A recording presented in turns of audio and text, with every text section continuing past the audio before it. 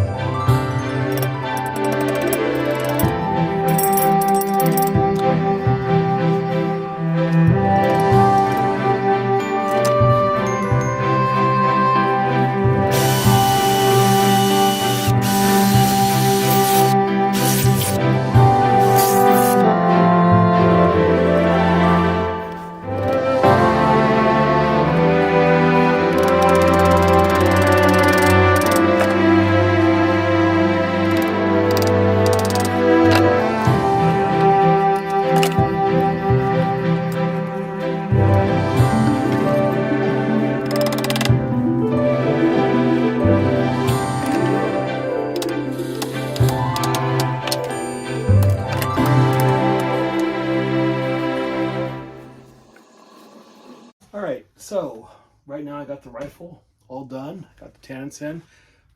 Like I said, this is one of the hardest parts of doing this rifle, in my opinion, because if you don't get this perfect, you can mess it all up. I've only had one time I had to mess it up, and I had to fix it. Luckily, I was able to fix it, and I was able to re-tack it into place, and I had to resolder it and everything, so it's working. Another one I did is working good. Luckily, these went in really good. This one was a little bit off, but it's still good. This one was right on the money, but otherwise, I'm really happy with the job. It came out really good. Everything's good to go. Our rods are all good to go. I did make the holes a little bit big on these. So what I'm gonna have to do is, when this is all finished, I'm gonna have to put a little bit of either putty or wood glue inside there. And there's a trick you can do it with wood glue and toothpicks. And that could actually make this nice and solid. These should never have to come off. So luckily it is hidden. It won't be seen or noticed once it's all finished. So the next task I'm gonna have to do is we're gonna have to go through and put this part, the trigger assembly, together, and then we start sanding and doing all that good stuff. So anyways, we're gonna go ahead and put this right here, and we're gonna call it good.